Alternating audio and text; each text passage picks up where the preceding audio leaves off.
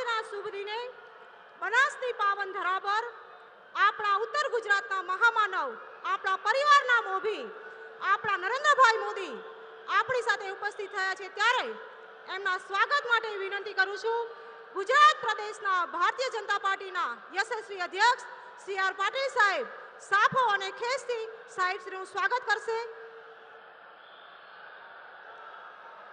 જોરદાર તાળીઓથી સાહેબશ્રીને વધાવીશું.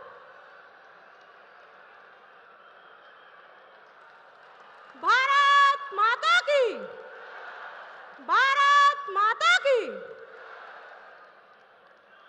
ત્યારબાદ હું વિનંતી કરીશ બનાસકાંઠાના લોકપ્રિય ઉમેદવાર ડોક્ટર રેખાબેન ચૌધરી અનુસૂચિત સમાજની મહિલાઓ દ્વારા તૈયાર કરેલ શાલ દ્વારા સાહેબશ્રીનું સ્વાગત કરશે. ભારત માતા કી. ત્યારબાદ હું વિનંતી કરીશ પાટણ લોકસભાના ઉમેદવાર ભાઈ શ્રી ભરતસિંહભાઈ ડાભી કે જેઓ ભગવાનની મૂર્તિ અને પાટણના પ્રખ્યાત પટોળાથી સાહેબશ્રીનું સ્વાગત કરશે. ભારત માતા કી. આ પ્રસંગે હું વિનંતી કરીશ બનાસકાંઠા અને પાટણ જિલ્લાના સંગઠનના પદાધિકારીઓ ભગવાન રામની મૂર્તિથી સાહેબશ્રીનું સ્વાગત કરશે.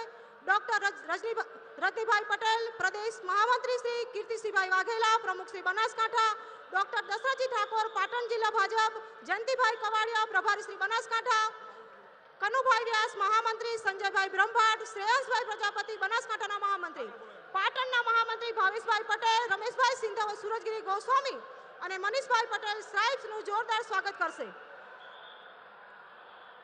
આ સમયે વિનંતી કરીશ આપણા બનાસકાંઠા અને પાટણના સાંસદશ્રી અને ધારાસભ્યોશ્રી સાહેબશ્રીનું સ્વાગત કરશે. ગુજરાતના સ્થાપના દિન નિમિત્તે ગુજરાતની પ્રતિકૃતિથી બળવંતસિંહ રાજપૂત, માનનીય કેબિનેટ મંત્રી શ્રી ગુજરાત રાજ્ય શ્રી કેસાજી ચૌહાણ, ધારાસભ્ય શ્રી દિવાબેન,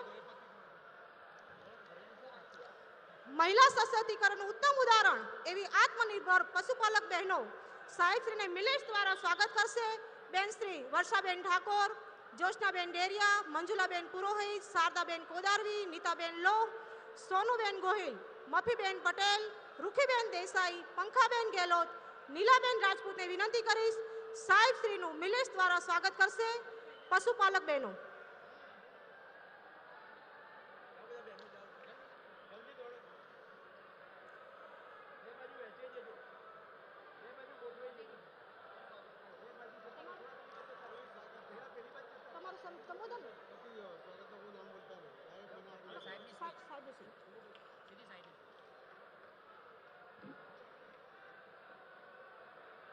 ભારત માતા કી.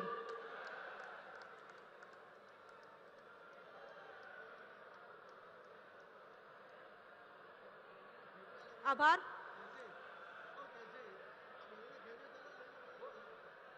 આજની સભા સંબોધન માટે હું વિનંતી કરીશ ગુજરાત પ્રદેશ ભારતીય જનતા પાર્ટીના પેજ કમિટીના પ્રણેત એવા યશસ્વી અધ્યક્ષ સી આર પાટીલ સાહેબને વિનંતી કરીશ કે સભા સંબોધન કરશે.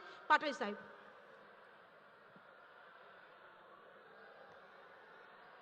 भारत माता की, वंदे, जय श्री राम. આજના આ સભામાં આપણી વચ્ચે ઉપસ્થિત આપણા સૌના લાડીલા આ દેશમાં જેમણે એક વિશેષ પ્રકારનું નેતૃત્વ આપીને લોકોની અપેક્ષાઓ જગાડી પણ છે અને પૂરી પણ કરી છે તો આપણા સૌના નેતા આદરણીય શ્રી પ્રધાનમંત્રી શ્રી મોદી સાહેબ, બનાસકાંઠા અને પાટણના ઉમેદવારો શ્રીમતી રેખાબેન ચૌધરી અને શ્રી ભરતભાઈ ડાભી, આદરણીય ડાયસ અને ખૂબ વિશાળ સંખ્યામાં અહીંયા પધારેલા સૌ ભાઈઓ અને બહેનો, આપ સૌને વંદન કરું છું. આજે આ દેશની અંદર છેલ્લા કેટલાય સમયથી બે જ શબ્દો પ્રચલિત થયા છે. એક શબ્દ છે મોદીની ગેરંટી. આ મોદીની ગેરંટી પર સૌને વિશ્વાસ છે. અને બીજો શબ્દ પ્રચલિત થયો છે કે ઇસ બાર 400 પાર. આ બે શબ્દો ઉપર આખા ઇલેક્શનની અંદરનું જે વાતાવરણ બન્યું છે એ વિશ્વાસનું વાતાવરણ બન્યું છે. કોઈ સમાજમાં ભાગલા નહીં, પણ સૌને સાથે લઈને સૌનો વિકાસ એ રીતે જે અમને પ્રયત્ન કર્યા છે અને મોદી સાહેબે જે સંકલ્પ કર્યા છે કે એક બહેનો માટે, બહેનોના અધિકાર માટે, બહેનોના સંરક્ષણ માટે જે અમને સફળતાપૂર્વકના પ્રયત્ન કર્યા છે, એના કારણે દરેક ક્ષેત્રની અંદર આજે બહેનો પોતાનો ટેલેન્ટ બતાવી રહી છે. એમણે આ દેશના યુવાનો પર ભરોસો કરીને એમને સ્વાવલંબી બનાવવા માટે જે સફળતાપૂર્વકના પ્રયત્ન કર્યા છે, એમને જે આર્થિક મદદની જરૂર હતી એ બેંકોથી લોન અપાવી છે, વગર વ્યાજની લોન પણ અપાવી છે. એના કારણે આજે આ દેશના યુવાનો નોકરી શોધવાને બદલે સ્વાવલંબી બનીને એ નોકરી આપનારા થયા છે. આ દેશનો ખેડૂત જેને અન્નદાતા સાહેબ કહે છે, એ અન્નદાતા લાચાર ના હોઈ શકે એના માટે આજ દિન સુધી કોઈ સરકારે યોજના નહોતી બનાવી. મોદી સાહેબે યોજના બનાવી અને એમને 11 કરોડથી વધુ લોકોને, ખેડૂતોને દર વર્ષે 6,000 રૂપિયા એના ખાતામાં સીધા જમા થાય છે. કોઈ અરજી નહીં, કોઈ લાચારી નહીં, કોઈ વચેટીઓ નહીં, કોઈ દલાલ નહીં. એ પ્રકારનું એમણે વાતાવરણ કર્યું છે. અને આ દેશના ગરીબ કોઈ સૂત્ર આપવાને બદલે મોદી સાહેબે છેલ્લા 10 વર્ષના શાસનની અંદર 25 કરોડ ગરીબોને ગરીબી રેખામાંથી બહાર કાઢ્યા છે. આ રીતે એમણે જે વહીવટ કર્યો છે, જે રીતે એમણે દરેક ક્ષેત્રના લોકોને અને દરેક સેક્ટરના લોકોને જોડવાનો સફળ પ્રયત્ન કર્યો છે, દરેકને જેને યોજનાના લાભની જરૂર છે એ તમામને આવરી લઈને એમણે જે વ્યવસ્થા કરી છે, જે વહીવટ કર્યો છે, એના કારણે આખો દેશ અને દુનિયા ચકિત તો છે જ, પણ એમના પરનો ભરોસો વધ્યો છે. અને એના જ કારણે આ 400 પારનો જે સંકલ્પ આપણને મળ્યો છે એને પૂરો કરવા માટે આજે આપની પાસે 2 સીટો છે, એક રેખાબેન ચૌધરીની અને એક ભરતભાઈ ડાભીની. આ 400 પારની 2 સીટો એ તમારે જંગી બહુમતીથી જીતાડવાની છે. એ જ વિનંતી સાથે હું મારી વાતને વિરામ આપું છું. જય જય ગરીબ ગુજરાત, ભારત માતા કી.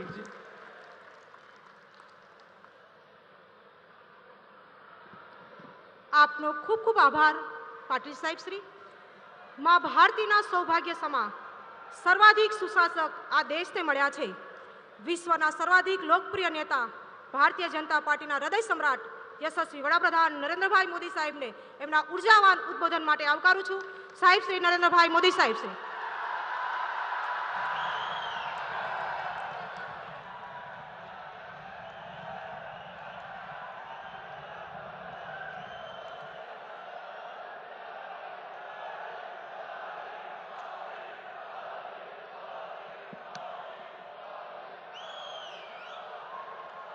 भारत माता की, भारत माता की, भारत माता की. માં અંબાના ચરણોમાં આવીને ગુજરાતની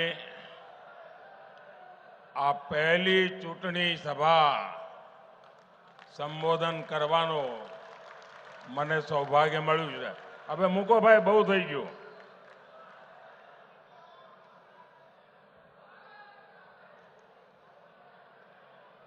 આ ફોટાવાળા ભાઈઓ પણ ફોટા નીચે જ રાખો, પાછળ દેખાતું નથી.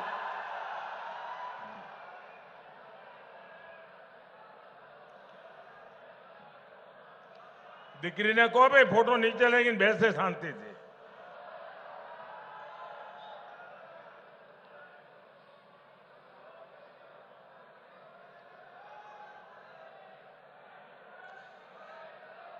સાથીઓ, ભાઈ આપને કોને બતાવો છે ફોટો? જોઈ લીધો મેં.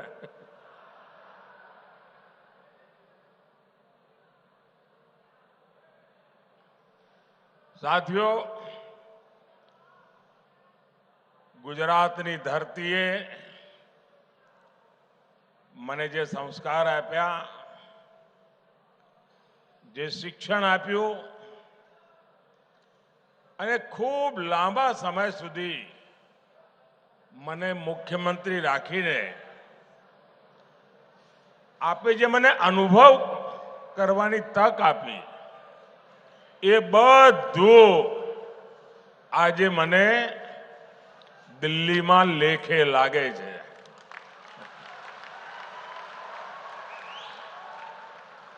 હમણાં સંચાલક બેન કહેતા હતા કે પીએમ સાહેબ, પછી અમારા CR પાટીલ પણ બોલ્યા પીએમ સાહેબ. આ પીએમ તો બધા દિલ્હીમાં હોય, તો આપણા નરેન્દ્રભાઈ આવ્યા છીએ.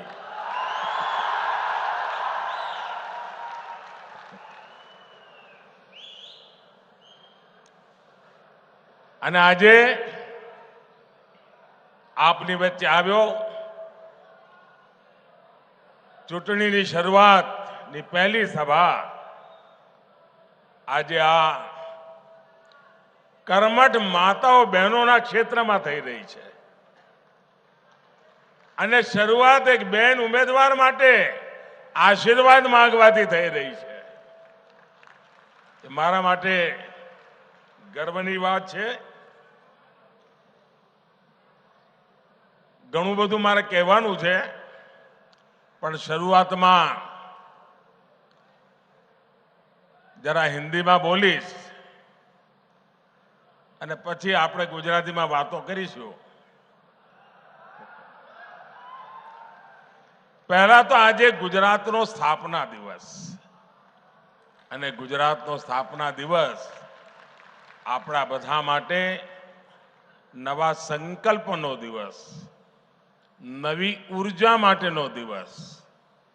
અને એ નિમિત્તે આ વખતે આપણે સંકલ્પ લઈએ 1 મે કે વિકસિત ભારત બનાવવા માટે વિકસિત ગુજરાત બનાવવામાં અમે કોઈ કમી નહીં રહેવા દઈએ.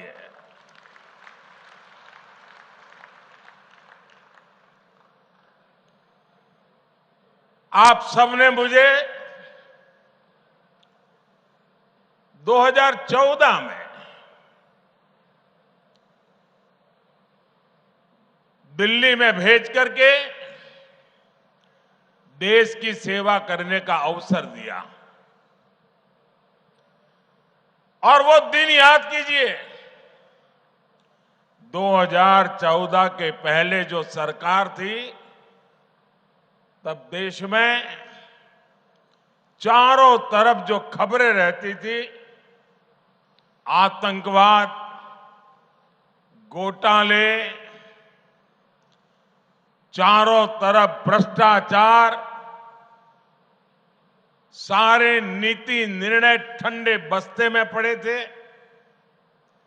देश निराशा की गर्त में डूब गया था. देश का नौजवान ये सोच रहा था कि मेरा भविष्य का क्या होगा. और ऐसे विकट कालखंड में आप लोगों ने मुझे देश की सेवा करने का मौका दिया. और जैसा आपने मुझे ट्रेनिंग दी थी, जैसी आपने मुझे शिक्षा दी थी, मैंने मेहनत करने में कोई कमी नहीं रखी.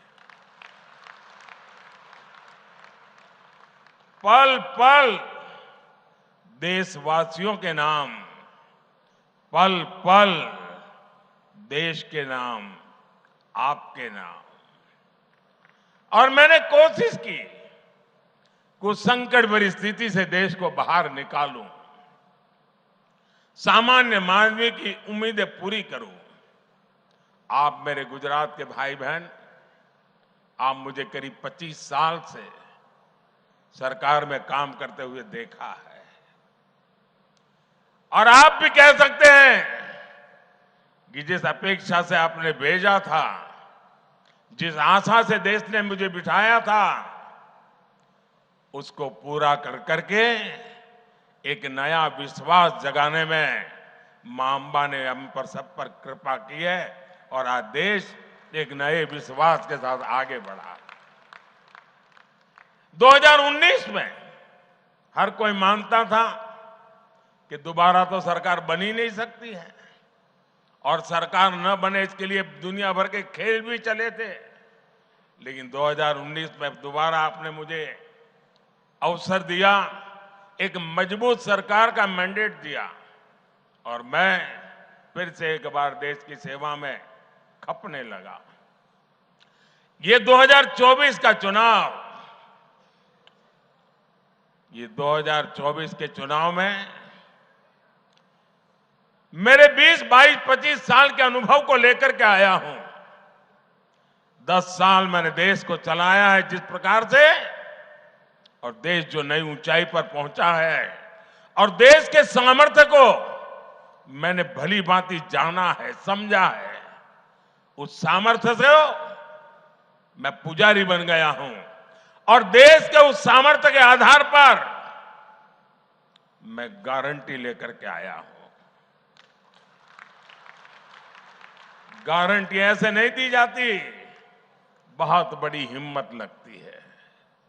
लेकिन मेरे पास अनुभव था, देश के सामर्थ्य को जानने पहचानने की शक्ति थी, और मेरी गारंटी है आने वाले मेरे तीसरे टर्म में मैं हिंदुस्तान को दुनिया की तीसरी सबसे बड़ी अर्थव्यवस्था बना के रहूंगा। और जब देश तीसरी सबसे बड़ी अर्थव्यवस्था बनेगा, तब उसकी समृद्धि, उसका सामर्थ्य, उसका लाभ वर्तमान पीढ़ी को भी मिलेगा और आपकी आने वाली पीढ़ी को भी मिलेगा। और ये काम की गारंटी लेके मोदी आया है। तीसरी बार सरकार जब बनेगी, 4 जून को नतीजे आएंगे। 100 दिन में क्या करना, वो प्लान मैंने अभी से तैयार करके रखा है।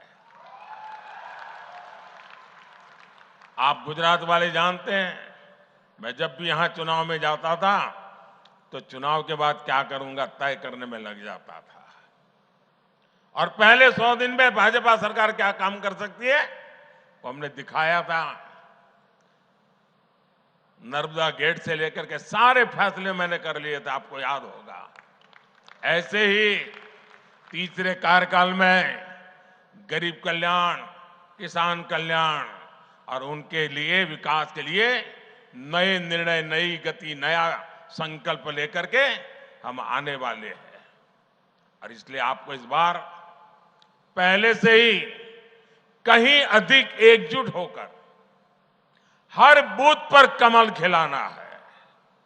और मेरी गुजरात बीजेपी वालों से और गुजरात के मेरे भाई बहन से सिर्फ सबकी सब लोकसभा की सीटें जीत करके मैं संतुष्ट होने वालों में से नहीं हूं। इतना तो मेरा हक बनता है ना।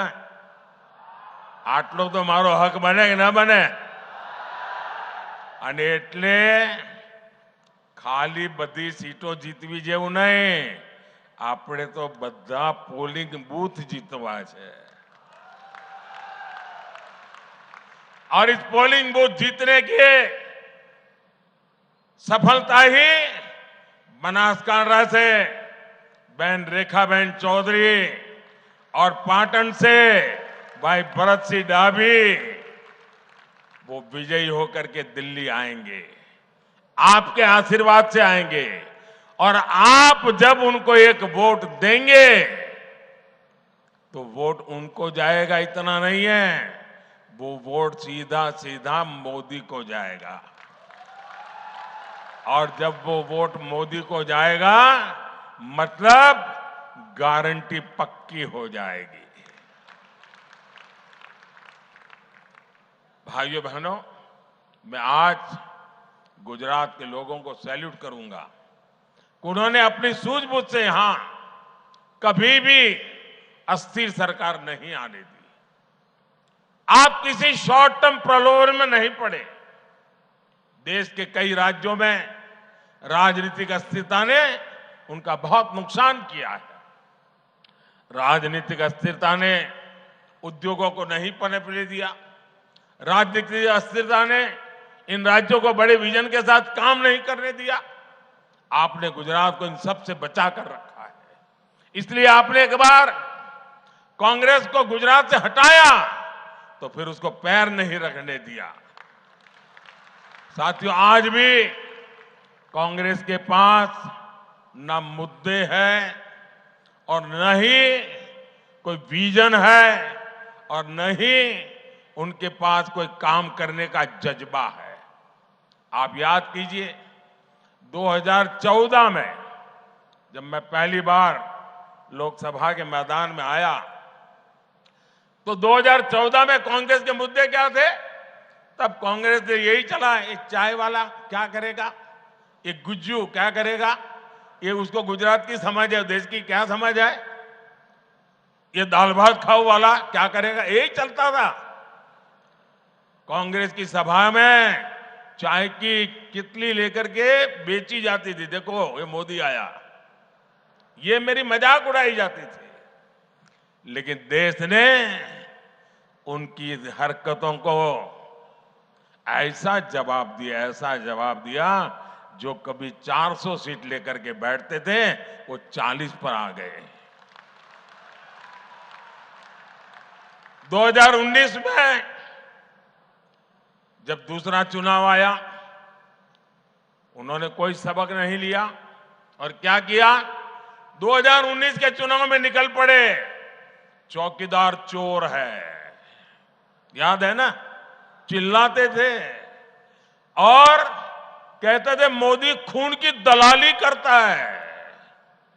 और राफेल के छोटे छोटे खिलौने बना करके सभी सभाओं में घूमते थे, राफेल लेकर के।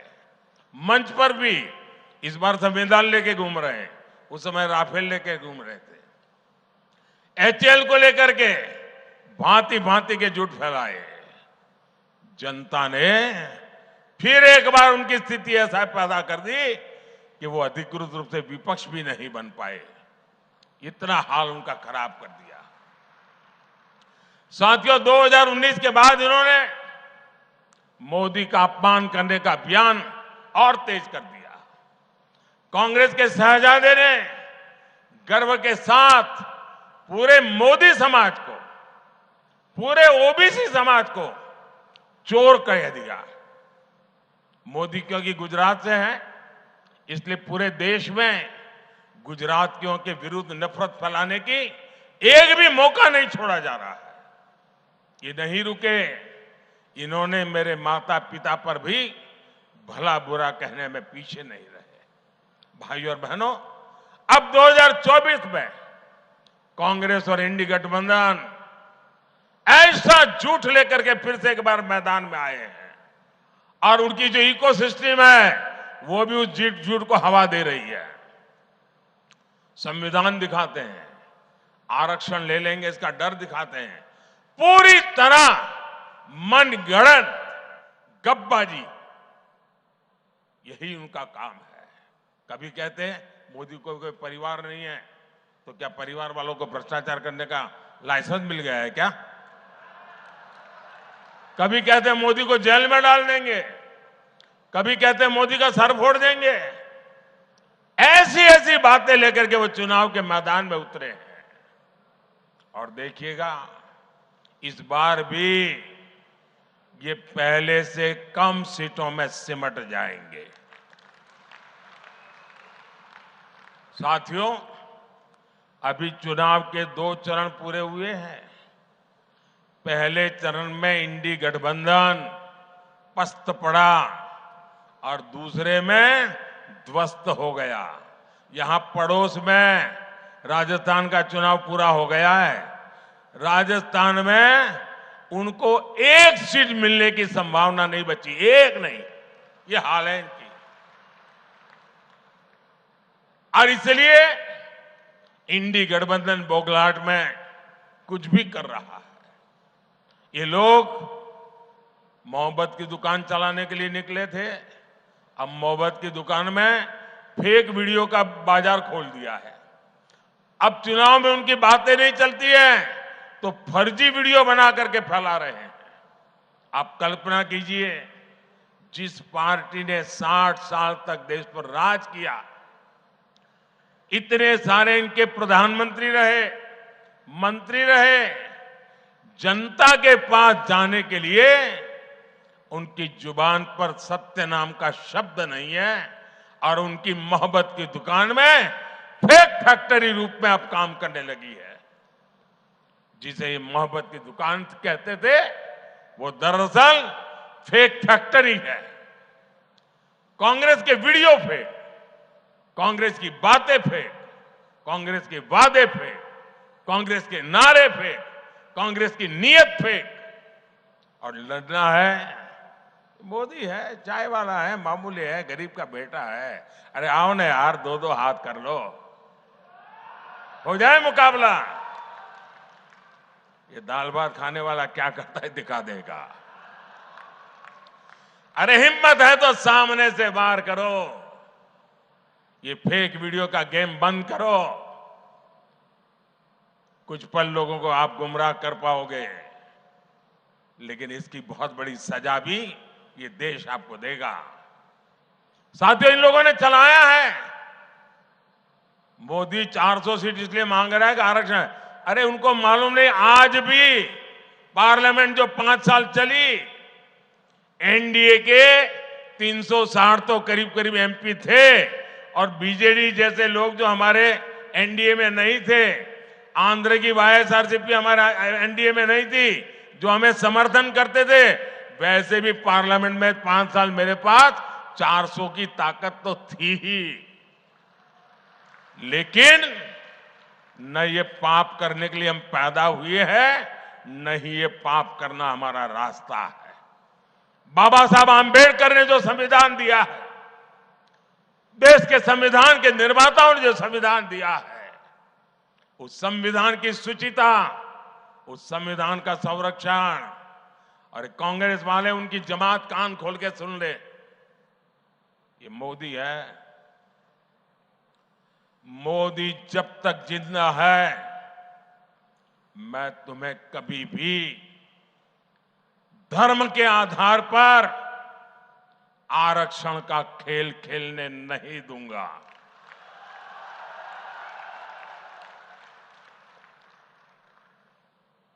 एससी, एसटी, ओबीसी और सामान्य वर्ग के गरीब, उनको जो आरक्षण मिला है, संविधान के तहत मिला है, बाबा साहब आंबेडकर के आशीर्वाद से मिला है, उसमें रत्ती भर भी कोई लूट नहीं सकता है। तुम्हारा जो इरादा है, वो इरादा है कि दलित समाज, आदिवासी समाज, पिछड़े समाज के लोग, सामान्य वर्ग के गरीब लोग, जिनको आरक्षण मिला है, उस आरक्षण में से लूट चलाकर धर्म के आधार पर तुम मुसलमानों को आरक्षण देना चाहते हो। मैं आज कांग्रेस के शाहजादे को, कांग्रेस पार्टी को और कांग्रेस के सारे गाजे बाजे बजाने वाली जमात को चुनौती देता हूं। मैं उनको चुनौती देता हूं, अगर उनमें हिम्मत है तो घोषणा करें कि वे कभी भी धर्म के आधार पर न आरक्षण का दुरुपयोग करेंगे, न संविधान में खिलवाड़ करेंगे, न ही धर्म के आधार पर किसी को आरक्षण देंगे। घोषणा करो, हिम्मत हो तो। नहीं करेंगे, क्योंकि दाल में कुछ काला है। मैं डंके की चोट पर कहता हूं उनको, और मैं दुनिया और देश के सामने रिकॉर्ड पे कह रहा हूं, भारतीय जनता पार्टी को जब तक बीजेपी है, जब तक मोदी है, बाबा साहब आंबेडकर ने, भारत के संविधान ने एससी, एसटी, ओबीसी और सामान्य वर्ग के लोगों को जो आरक्षण दिया है, उसकी पूरी रक्षा की जाएगी। उस पर कोई कभी चोट नहीं आने दी जाएगी। और जो लोग धर्म के आरक्षण नाम पर देना चाहते हैं वो घोषित करें, क्योंकि उन्होंने आंध्र में प्रयोग कर चुके हैं, वे कर्नाटका में प्रयोग कर रहे हैं। वोट बैंक के लिए दलितों का आरक्षण छीनना चाहते हैं, वोट बैंक के लिए आदिवासियों का आरक्षण छीनना चाहते हैं, वोट बैंक के लिए ओबीसी का आरक्षण छीनना चाहते हैं। कर्नाटका में उन्होंने क्या किया? रातों रात सभी ओबीसी समाज को उन्होंने, मुसलमानों को ओबीसी घोषित कर दिया और ओबीसी को जो आरक्षण मिलता था रातों रात डाका डाल करके उसका एक हिस्सा लूट गए। क्या ये देश में चलेगा? क्या चलेगा? क्या ये चलने दूं क्या मैं? और इसीलिए आज झूठ फैलाने में लगे हैं, गुमराह करने में लगे हैं। और इंडी गठबंधन को मेरी ये चुनौती है कि घोषित करे कि वो गारंटी दे, देश को लिखित में दे, क्योंकि उन पे भरोसा नहीं कर सकते, कि वो धर्म के आधार पर आरक्षण नहीं देंगे। घोषित करें। दूसरी घोषणा करें, एससी, एसटी, ओबीसी और सामान्य वर्ग के आरक्षण को कभी भी हाथ नहीं लगाएंगे। करे घोषणा? नहीं करेंगे। मैं जानता हूं ये कभी भी ऐसा लिखकर नहीं दे पाएंगे। और देखना आप, मीडिया का उनकी जो जमात है ना, जो उनके गाजे बाजे बजाते हैं, वो मेरी इस चैलेंज को ही दबा देंगे, क्योंकि उनकी रक्षा में लगे हैं। પણ ભાઈઓ, તમે ગુજરાતીઓ મને મોટો કર્યો છે ને તમે ચિંતા કરો? હા, એમનો ખેલ પૂરો જ આ વખતે।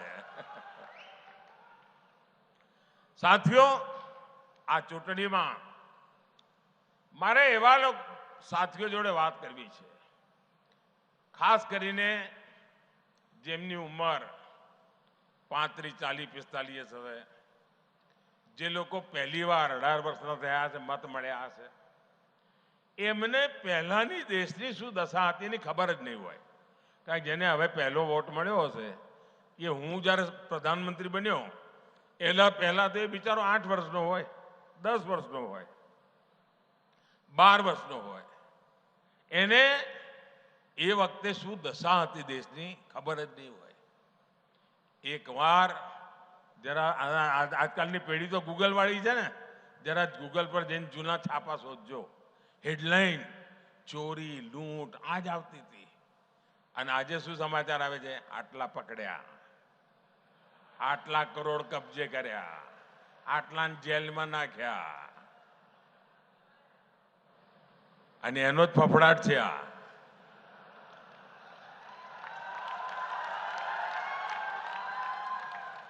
તમે મને કહો ભાઈ, આ દેશના લોકોની કાળી મજૂરી કરીને જે ટેક્સ આપ્યો હોય એને હું લૂંટવા દઉં? લૂંટવા દેવાય? અને આ લૂંટારાઓને ઠીક કરવા જોઈએ કે ના કરવા જોઈએ? હવે હું એક કામ કરું છું, મારા વાળ ખેંચે છે।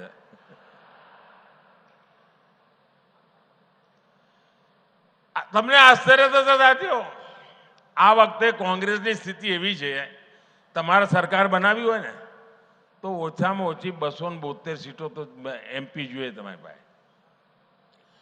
અમારી સિવાય, ભાજપ સિવાય આ દેશમાં એક પણ પોલિટિકલ પાર્ટી, કોંગ્રેસ પણ 272 લડાવતા જ નથી। બોલો, એટલે તમે 272 લડાવતા નથી અને કહો અમે સરકાર બનાવીશું।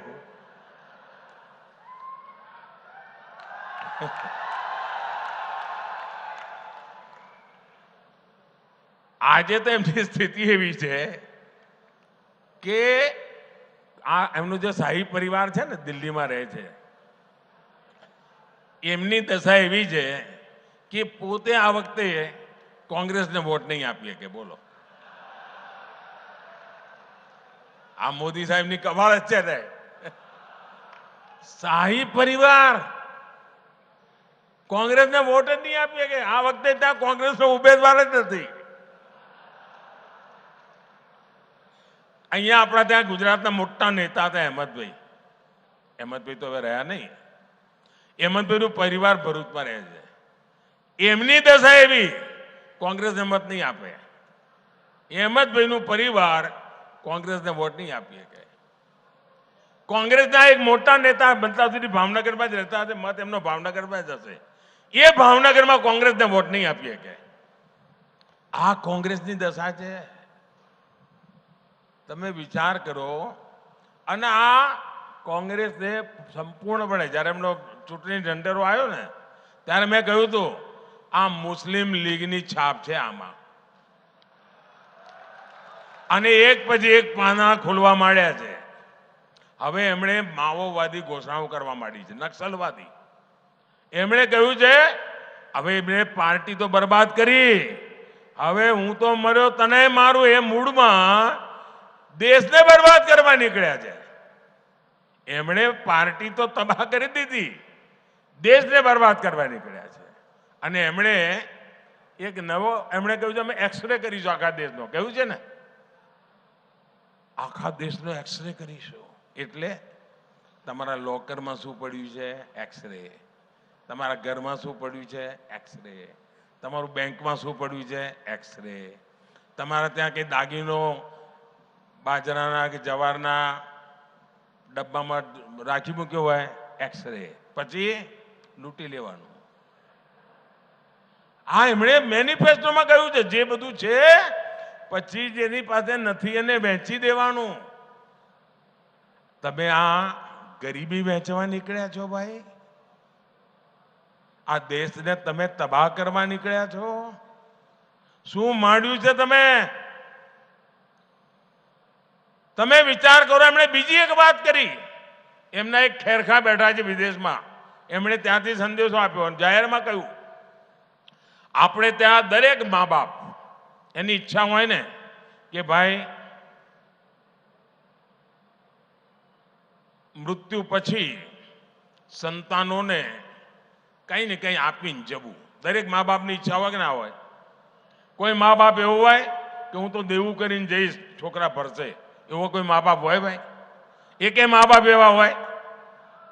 બધા મા બાપ કંઈ ને કંઈ બચત કરે કે ના કરે? છોકરાઓ માટે આપીને જવાનો વિચાર કરે કે ના કરે?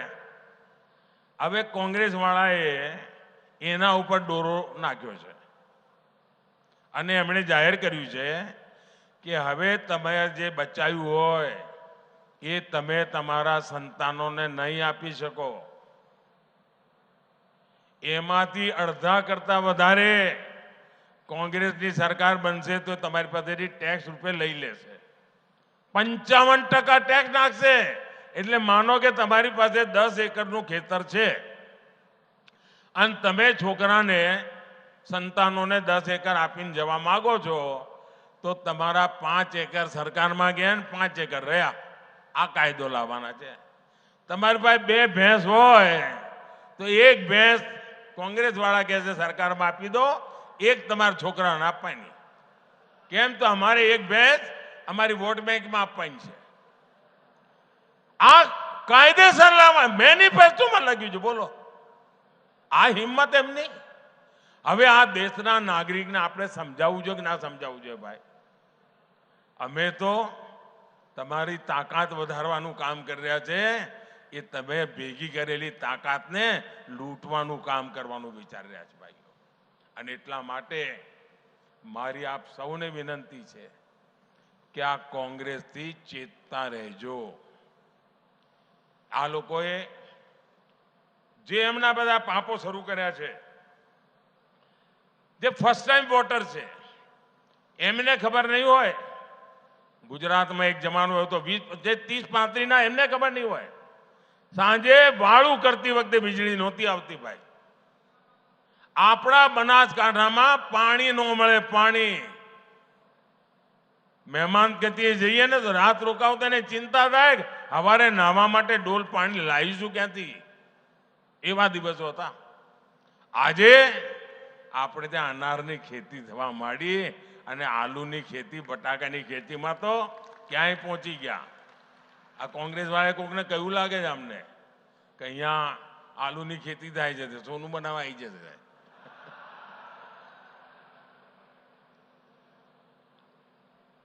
આપણે ત્યાં જે બદલ આવ્યો છે ને ભાઈઓ, હવે મને કહો, આપણે ત્યાં પાલનપુર વંદે ભારત પહોંચી ગઈ, પહોંચી કે ના પહોંચી?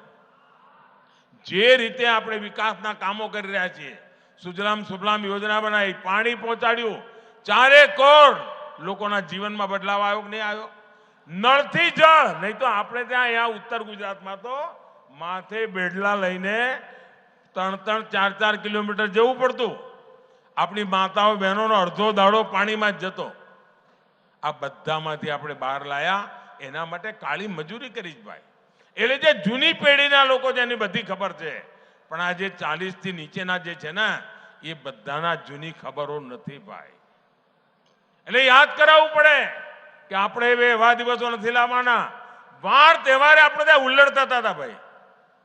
આપણે ત્યાં છોકરું જન્મે ને તો કાકાનું નામ ના આવડે, મામાનું નામ ના આવડે, પણ કરફ્યુ બોલતા આવડે.